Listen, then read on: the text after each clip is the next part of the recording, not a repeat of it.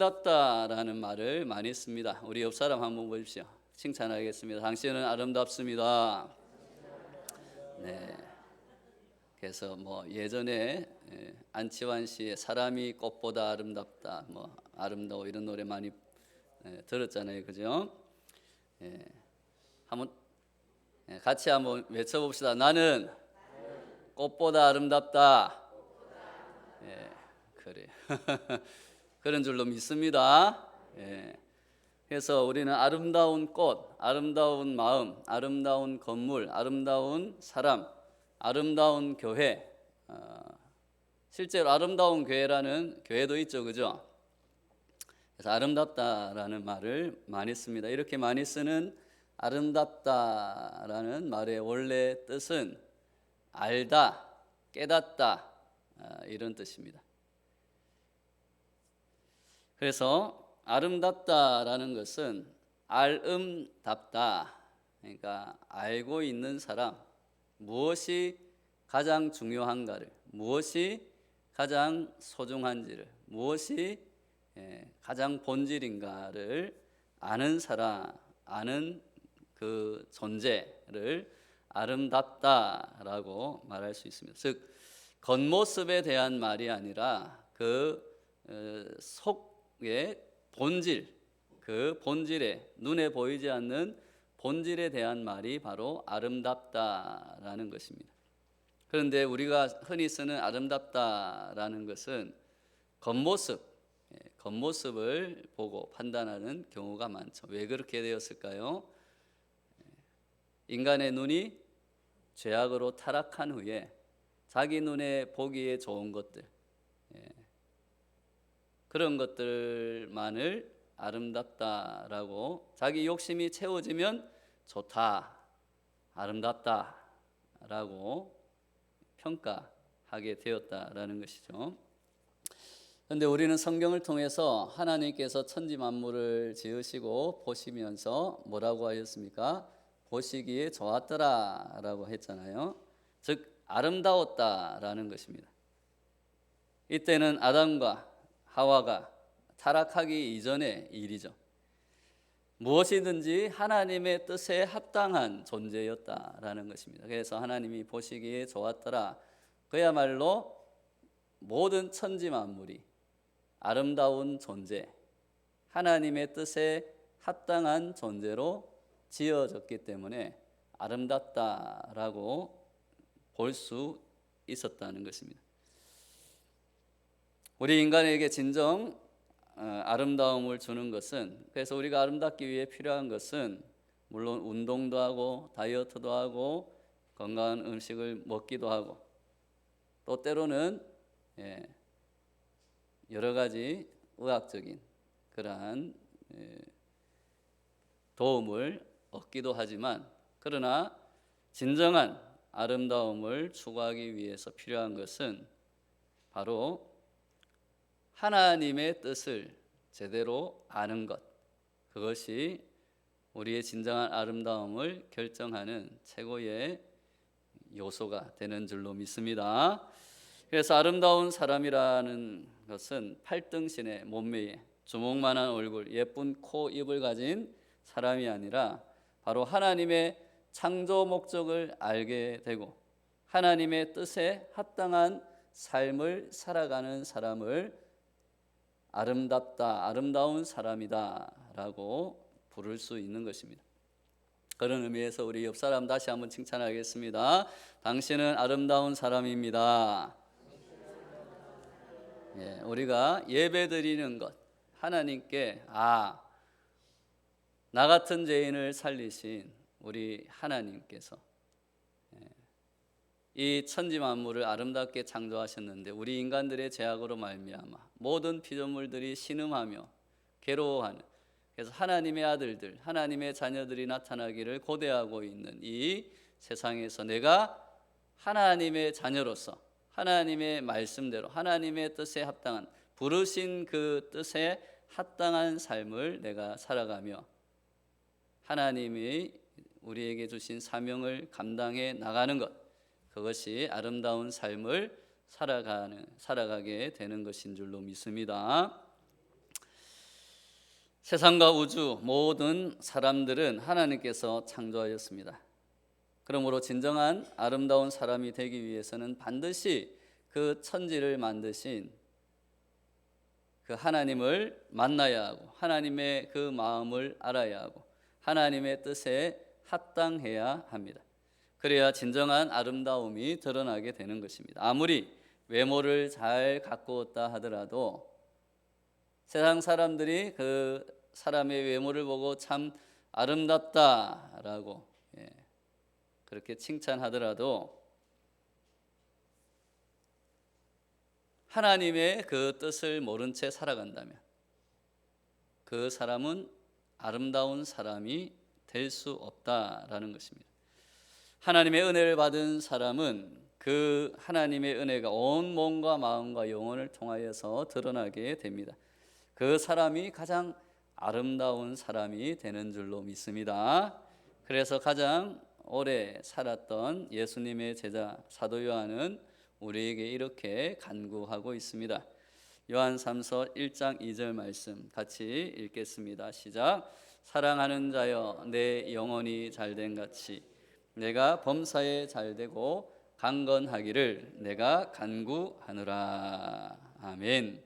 무엇보다도 우리 영혼이 잘 되어야 합니다. 영혼이 아름다워져야 합니다. 영혼이 참 생명의 주인 되신 참 아름다움을 주시는 하나님을 만나야 하는 줄로 믿습니다. 영혼이 건강해야 온 몸과 또 모든 것이 건강해지고 형통해진다라는 것입니다. 눈에 보이는 몸은 운동과 좋은 음식을 통해서 건강해질 수 있습니다. 그러나 눈에 보이지 않는 영혼은 우리가 신앙생활을 통하여서 건강해질 수 있습니다. 우리가 매주 함께 모여 예배드리는 이 예배를 통해서 우리의 영혼이 건강해지는 줄로 믿습니다.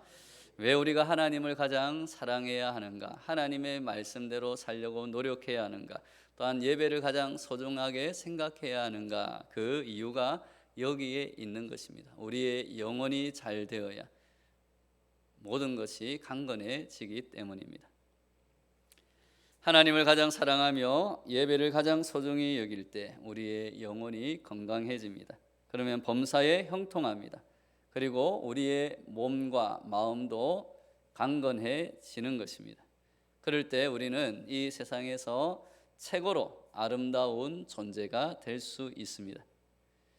오늘도 하나님의 은혜를 우리가 모두 충만하게 받아서 몸과 마음과 영혼까지 아름다운 성도, 또한 우리가 아름다운 성도가 될 때, 아름다운 사람이 될 때 우리 가정이 가장 아름다운 가정, 우리 교회가 가장 아름다운 교회, 여러분들이 속한 기업이, 직장이 가장 아름다운 직장이 되시기를 예수님의 이름으로 축원합니다. 우리가 앞에서 살펴봤듯이 오늘 등장하는 엘리 제사장 그리고 그의 아들들은 그 영혼이 아름답지 못한 사람들이었습니다. 영혼이 건강하지 못한 사람이었습니다. 엘리 제사장은 그래도 당시 이스라엘의 지도자였습니다. 그런데 그 지도자의 영혼이 아름답지 못할 때, 그 지도자의 영혼이 건강하지 못할 때 어떤 일이 일어나는가? 그것을 엘리 제사장과 그 아들들은 우리에게 너무나 잘 보여주고 있습니다. 오늘 말씀에 사무엘상 3장 1절 말씀, 지도자의 영혼이 건강하지 못할 때 어떠한 일이 발생하는가 알려주고 있습니다. 함께 읽겠습니다. 시작. 아이 사무엘이 엘리 앞에서 여호와를 섬길 때에는 여호와의 말씀이 희귀하여 이상이 흔히 보이지 않았더라. 아멘. 제사장을 선택해서 하나님께서 세우신 목적이 무엇입니까? 하나님의 말씀을 전하고 하나님의 말씀대로 삶의 목적을 바로 가르쳐주고 또한 하나님이 알려주신 그 하나님의 뜻에 합당한 삶을 함께 살아가도록 백성들을 이끌어가는 그리고 하나님께 함께 예배드리는 제사를 드리는 그러한 책임을, 그러한 사명을 감당하게 하기 위해서 제사장을 선택하고 꼭 세웠습니다. 그런데 오늘 말씀해 보면 그러한 하나님의 일을 해야 할 엘리 제사장이 그 영혼이 아름답지 못하니까 하나님의 말씀이 희귀하여 이상이 보이지 않았더라. 하나님의 말씀이 보이지 않고 하나님께서 주신 그 목표, 그 목적이 사라졌다라는 것입니다. 그렇게 될 때 어떻게 되겠습니까? 그저 사람들이 자기 소견에 오른 대로, 자기 욕심대로 살며 또 행하며 수많은 실패와 고통과 눈물로 살아가게 되었다라는 것입니다. 악한 사람들, 힘 있는 사람들만 자기의 이속을 챙기고 욕심을 챙기고 떵떵거리며 힘없고 약한 사람들을 짓밟고 정의가 사라지는 그러한 세상, 하나님의 공의가 사라지는 세상, 당연히 하나님의 말씀을 행하지 않고 사랑하지 않고 섬기지 않는 그러한 세상이 되었다라는 것입니다. 사랑하는 여러분, 먼저 지도자들의 영혼이 건강해야 그 공동체가 하나님의 능력을 받고 성령님의 인도함을 받는 줄로 믿습니다. 우리나라도 대통령이 건강해야 나라가 건강해지는 것입니다. 기도해 주시기 바랍니다. 부모의 영혼이 건강해야 그 가정이 복을 받고 사장님의 영혼이 건강해야 그 직장의 직원들이 행복해질 수 있는 것입니다. 사랑하는 여러분, 그러므로 우리는 지도자들을 위해서도 항상 기도해 주셔야 할 줄로 믿습니다. 그리고 또한 우리 모두가 사실은 하나님이 부르신 지도자들이다, 리더다라는 생각을 하셔야 합니다. 그래서 우리 모두가 하나님의 말씀을 잘 듣고 순종해서 영혼이 건강한 지도자들, 영혼이 건강한 부모, 영혼이 건강한 그러한 사람들이 되셔야 한다라는 것입니다. 오늘 이 말씀을 마음에 새기고 우리 모두 영혼이 강건한 사람이 돼서 나를 만나는 사람들에게 또한 그러한 건강함을, 그러한 아름다움을 전해주는 저와 여러분 되시기를 바랍니다. 오늘 말씀에서는 하나님의 말씀이 이렇게 희귀해진 이스라엘, 하나님의 이상과 하나님의 비전이 그 선한 목표가 사라진 이스라엘을 구원하기 위한 하나님의 그 구원 계획이 시작되고 있습니다.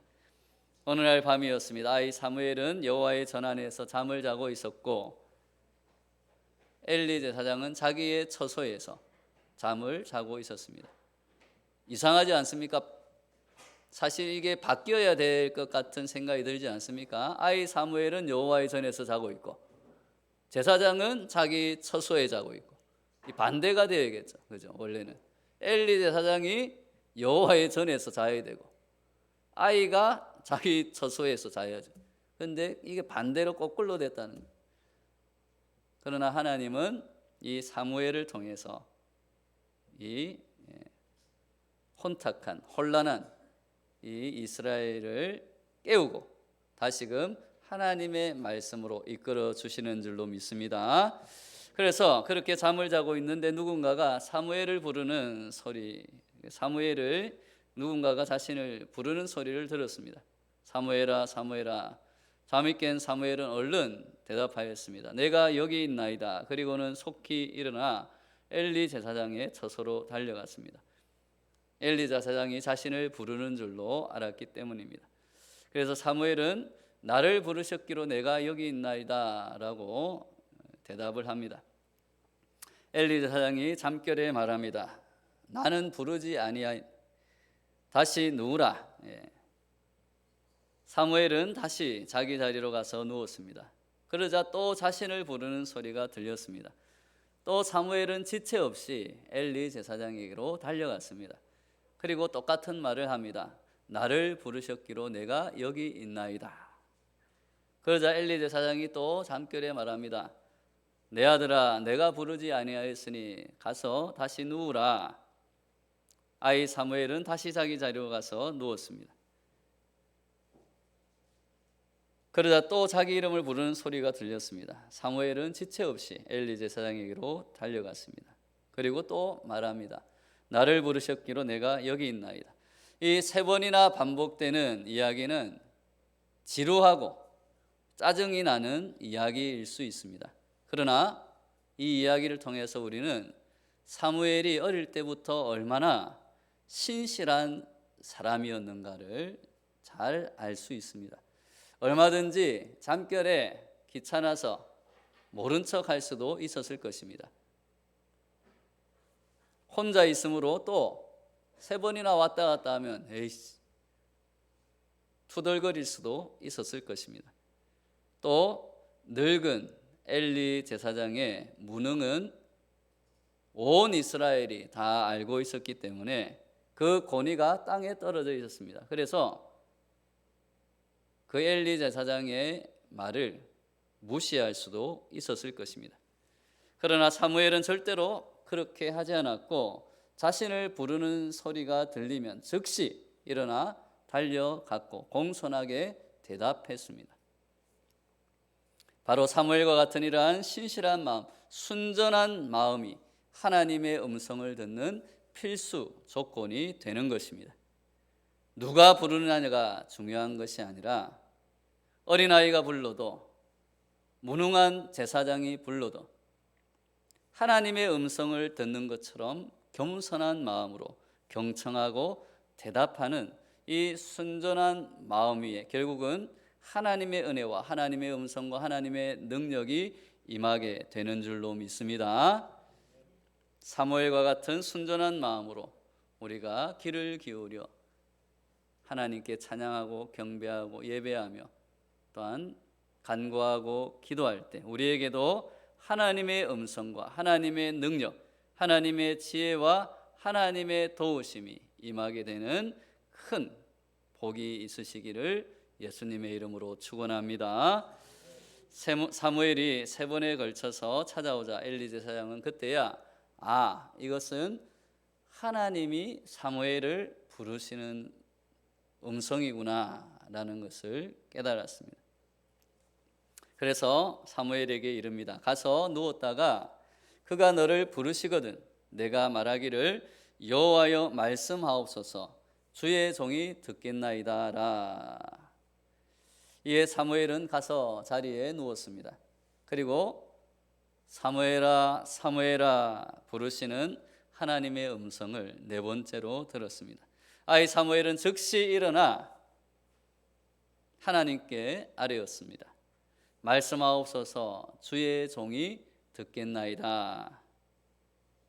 하나님께서는 그러한 겸손하게 말씀을 경청하는 사무엘에게 11절 말씀으로 이르십니다. 같이 읽겠습니다.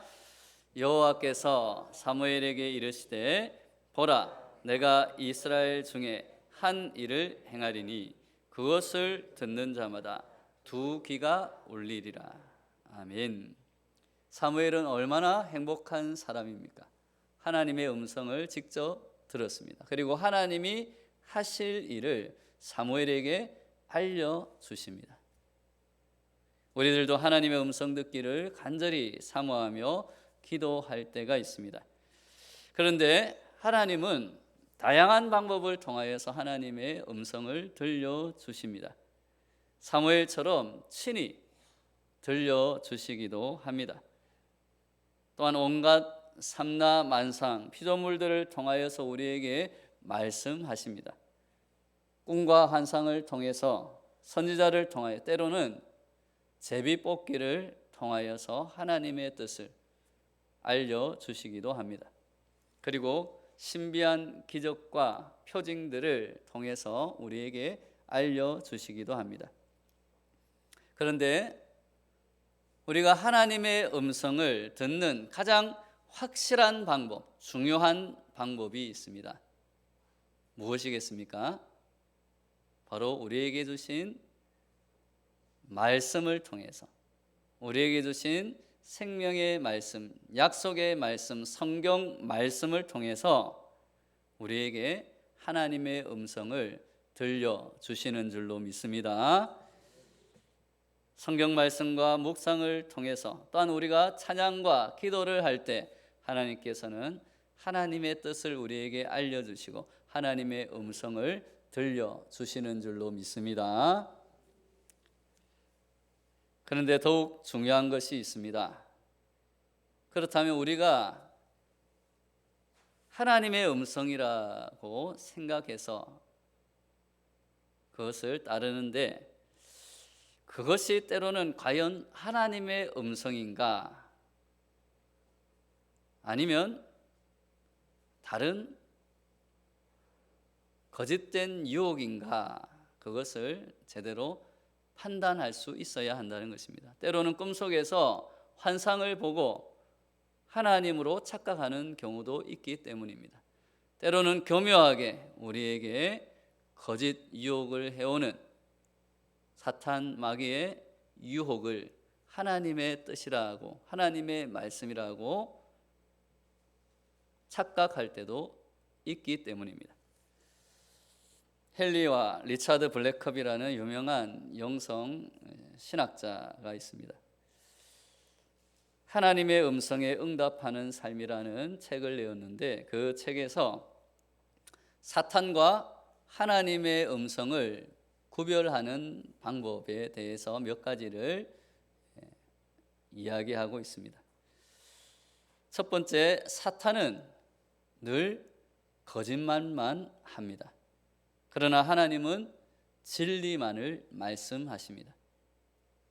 그래서 우리가 어떤 음성을 들을 때 또는 누구에게 얘기를 들을 때 그것이 참인가 거짓인가, 물론 거짓을 참으로 교묘하게 속여서 이야기하기 때문에 우리가 속아 넘어갈 때가 많습니다.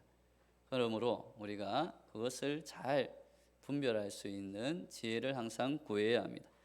그러나 사탄은 항상 거짓말만 합니다. 그러나 하나님은 진리만을 말하는 줄로 믿습니다. 또한 사탄은 언제나 지름길만을 제시합니다. 하지만 그 길은 사망의 길이요 멸망의 길일 때가 많습니다. 그러나 하나님께서 가라 하시는 길은 때로는 험난하고 먼 길처럼 보일 때도 있습니다. 하지만 그 길은 결국 생명의 길로 끝나게 되는 것입니다. 사탄은 죄를 정당화합니다. 그러나 하나님은 회개를 촉구하십니다. 사탄은 언제나 대적하게 만들어 분열을 조장합니다. 그러나 하나님은 사랑과 섬김으로 하나가 되게 하시는 줄로 믿습니다. 그러므로 아무리 탁월한 책략이라도 그 길이 분열을 조장한다면 우리는 그것을 선택하지 말아야 할 것입니다. 사탄은 또한 끊임없이 우리에게 교만을 조장합니다. 그러나 하나님은 언제나 겸손을 이루십니다. 이미 하나님께서는 우리에게 수많은 말씀을 하셨습니다. 눈을 들어 우리가 삼라만상을 바라보면 하나님께서 우리에게 말씀하시고자 하는 그 뜻이 서려 있는 것을 발견할 수 있습니다. 그래서 그것을 듣는 자마다 두 귀가 울리는 줄로 믿습니다. 아니, 하나님의 말씀, 하나님의 뜻을 온전히 우리가 받아들이면 우리의 영혼과 우리의 온몸이 그 말씀으로 떨리게 되는 것입니다. 그 말씀이 우리를 진동시키는 것입니다. 우리를 움직이게 하는 것입니다. 그렇게 하나님의 말씀에 귀가 울리고 온몸이 떨리는 사람, 그 사람의 존재 자체가 진동하는 사람, 그 사람에게 하나님은 귀한 복을 내리십니다. 그 복이 19절에 기록되어 있습니다. 함께 우리 마음에 새기며 나에게도 이 말씀이 이루어지기를 기대하며 함께 읽겠습니다. 시작. 사무엘이 자라매 여호와께서 그와 함께 계셔서 그의 말이 하나도 땅에 떨어지지 않게 하시니. 성경에 나오는 최고의 축복의 말씀이 이 말씀이 아닐까 싶습니다. 그의 말이 하나도 땅에 떨어지지 아니하더라. 저와 여러분의 말이 하나도 땅에 떨어지지 않는다면 어떻게 되겠습니까? 자칫 잘못하면 이 세상이 지옥으로 변할 수 있겠죠. 왜 그렇습니까? 우리가 말에 실수할 때가 있잖아요. 우리 말에 죄악이 있을 때가 있잖아요. 그죠? 속으로 말할 때 또는 겉으로 내가 말할 때 나도 모르게 죄악된 말이 나올 때가 있습니다. 그런데 그 말들이 다 이루어진다고 하면 이 세상은 지옥과 같은 세상이 될 수 있습니다. 그런데 사무엘은 그렇지 않았다라는 것입니다. 왜 그렇습니까? 오늘 말씀에 하나님께서 누구와 함께 계셨다고요? 사무엘과 함께 계셔서. 할렐루야. 그러니까 사무엘이 어떤 말을 하더라도 하나님이 함께 계시며 그 말을 지켜주셨다는 거예요. 그래서 항상 하나님의 뜻에 합당한 말을 하게 되고 사람을 살리는 말을 하게 되고 하나님의 말씀을 이루려는 말을 하게 됩니다. 그러니까 그 말씀이 하나도 땅에 떨어지지 않고 다 이루어지게 되는 줄로 믿습니다. 우리들도 이러한 사람이 되기를 원합니다.